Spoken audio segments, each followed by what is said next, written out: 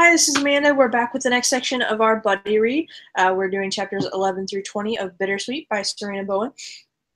So we left off and Audrey went around to all of the farmers with really crappy prices and then had to go back to Boston to her bosses to let them know that she basically couldn't get any produce. So it picks up where he finds out that she's back in town. She runs into him at the local bar, the Goat. What did you think of his cousins and the other guys trying to hit on Audrey? Okay, I love those cousins, and they are funny at they made me laugh because they were just so honest with it. And then Zach is there with them too, and he's like trying to keep a straight face. He's like, they know each other. And so I think that was kind of just funny because his cousins are ruthless. Like they are not afraid to call it out, don't you? Yeah, they're hilarious. I also really loved that his ex-girlfriend is she's in charge of the bartender, whatever, and it's absolutely hilarious that she immediately warns Audrey off of the Shipley boys. Yes. I think the name of the bar and the whole atmosphere just kind of just says everything about like that family and in that town. There's a lot of humor and honesty. Yeah, so this one kind of picks up. She goes around to more of the farmers with better prices. She's back trying to get them to sell some of the things, and they keep running into each other, and she ends up having to ask him for help. So they go to the farmer's market. Now, I've been to farmer's markets like these. They're just insane. There's so much stuff going on, so it was kind of like the perfect place for her to talk to everyone. What did you get from the feeling of Jude and just pretty much the atmosphere of the craziness of the farmer's market?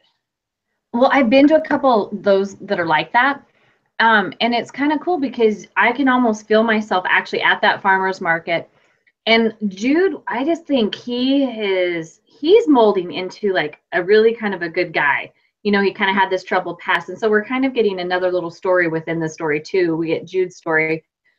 And I kind of like that. But what I think is cool is that listening to Griff watch her like work the other farmers, and then like she's just so bubbly, and he's like, what am I doing? She's like schmoozing all my farmers, and she's really doing like, it was kind of cool to like see it through his eyes and then her eyes, the farmer's market. And I really like that it wasn't hard for her to do it. Like it wasn't like, you have to be nice and you have to like sell the apples and sell the cider. She has the perfect sales like attitude.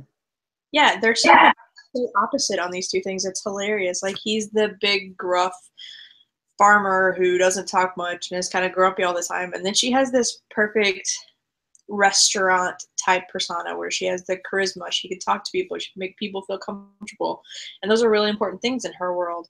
And to see them both interact and kind of, I guess, the greater good for him to help her out, and then her like getting all the stuff for his family, for his mom, and it was just so sweet the way that everything kind of worked out. Like that she was so excited to get the stuff for his mom, but she really wanted to be genuine and buy stuff from these guys in order to have some goodwill, instead of, so she's not just this big corporate horribleness that Griff hates the company she works for. But I really liked the way that she was just so genuine with the farmers, and I think that really helped her get the sales just as much as him kind of backing her a little bit.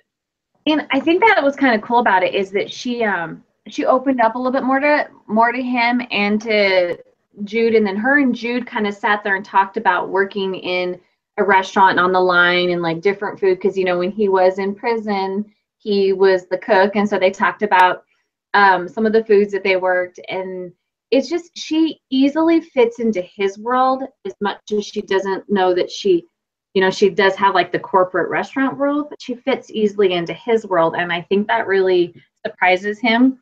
And, you know, then she guy buys all this produce and stuff, and, you know, so she can do it. But I liked when she made the muffins for when they drive over there, and Jude's like, oh my gosh, these are so good. And Griff's like, oh, you know, taking a bite, you know, and he doesn't want to like moan, but he, you know, they're so good.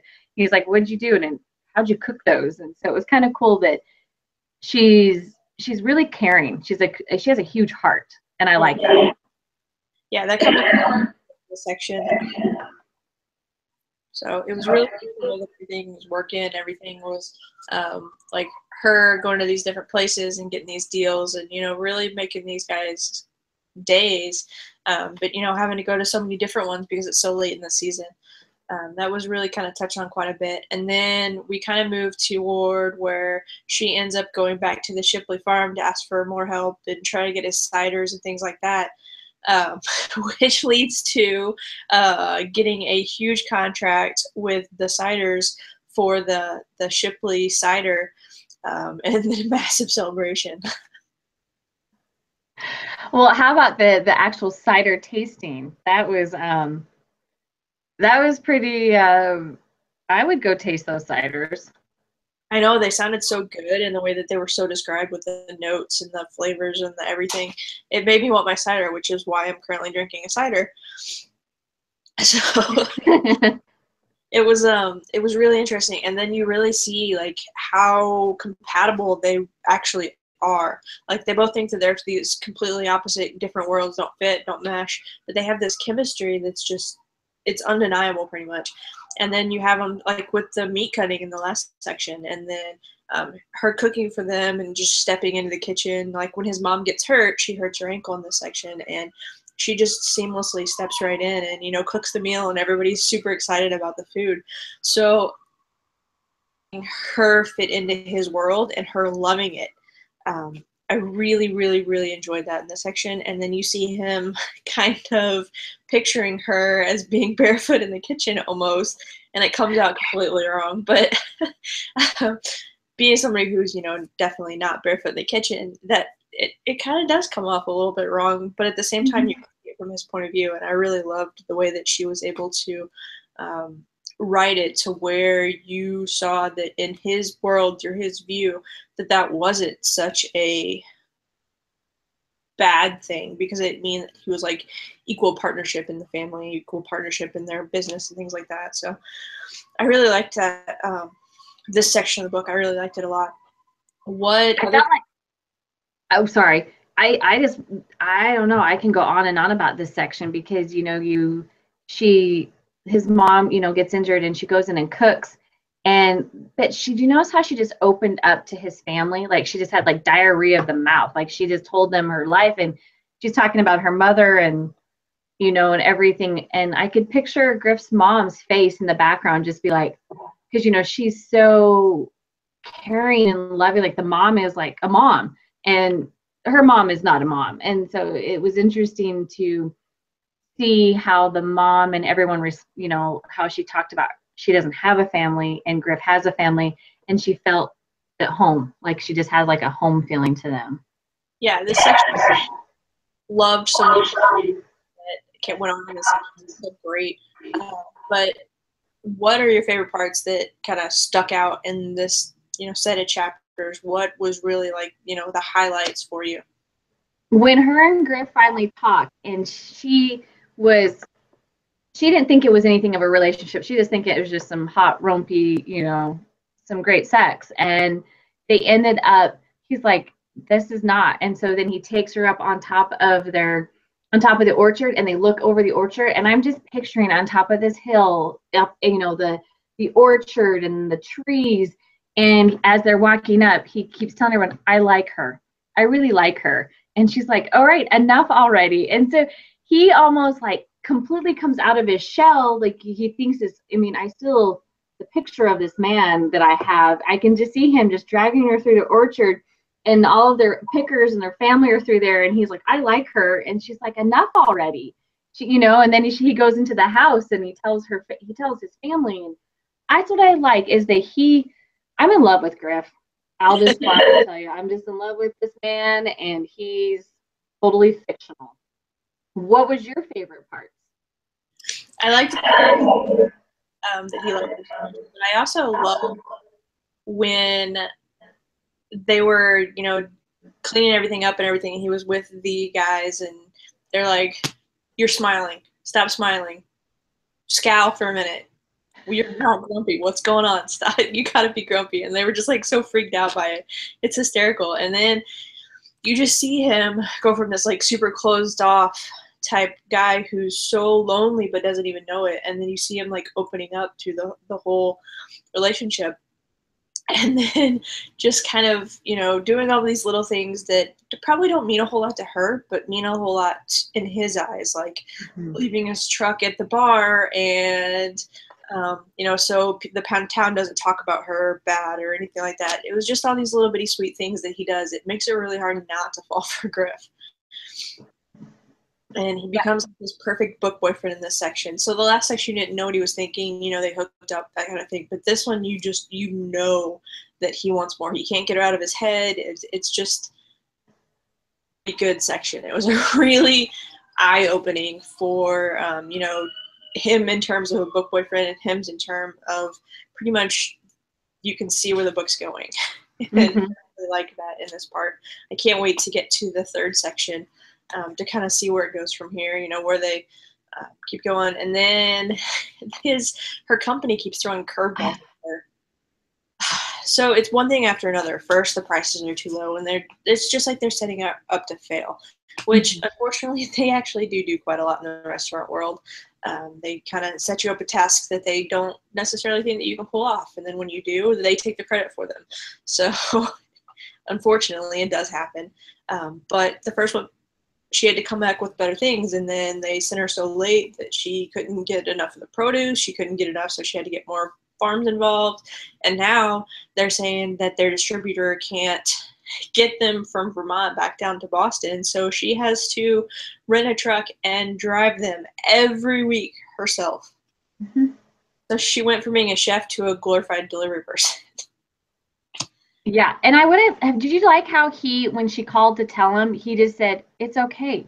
Why don't you just pay one of my guys?" And like, he helped her. She was freaking out. She was stressing, and she calls him to kind of like balance herself out. And I don't think she meant to do it, but he kind of did. And she's, you know, and that's where we left off, is that, you know, she's trying to figure out like how to get the produce from Vermont clear down to Boston. And he was just positive about it. Like, some alpha men tend to like blow up and like, "Rah!" And he didn't. He kind of took it at a different angle, and I appreciate that. Yeah, I really like it. They were both problem solvers in different ways. Solve each other's problems, but not like take over. And I really appreciated that in the story. I really like the way that the characters they're strong on their own, but they can also ask for help at this point. So she's asked him for help twice now, and I think he's really kind of seeing that as a breakthrough for them. I mean, she asked him for his help to meet the farmers, and now with the trucks, and he's kind of seeing that this may be something more of a future for them somehow, some way that they can work it out, even though she's so far away in Boston. What was it, 5 hours? He said. So I'm really interested in seeing where it goes. I really like this, but we do need to talk about some of the bossiness in some of the sexy times, because there were quite a few in this book. Even you saw it in the last section too. There were some really great scenes where, you know, she's demanding and she's whatever, but as soon as he takes over, it's like full control, and it was definitely a good thing for him in the relationship, and I really liked that. How did you feel about some of the scenes in this section where they kind of reconnected? I like that where they reconnected, and the bossiness kind of chuckled me a little bit, because it was just, she really tries to be in control, and then he takes over, and it's kind of a little bit of humor. And I've even like, I don't have my Kindle right here to do the highlighted area, but I think you did it too. You can't resist Griff like Homer Simpson resisting a donut. You know, that says it all right there. And And I think that they have like this magnet towards each other, and I don't think that they understand. But then she really wants to be the boss, especially in the truck drive over to the first farmers market. And it was pretty. I was chuckling to myself. I feel bad for kind of Jude in the back of the truck on that one. It's the way that they interact, who she interacts with the guys, the Star Wars references, everything about this. It really doesn't take itself too seriously, even though he's the grumpy farmer. They really kind of lighten up in this section. They really kind of make each other happy, especially, with the cider tasting where he is kind of testing her a little bit. And I loved it because she has this culinary background. So she was like, oh, do I taste guava in here? And like cardamom and all these different things. Or he doesn't even think that she'll know to be able to pick up on that, and the wine tasting, things like that she's gone through. So I really, really, really liked this section. I can't wait to finish it. Me too. I was kind of like, oh, I cannot wait for Thursday to be over with so I can read the next part.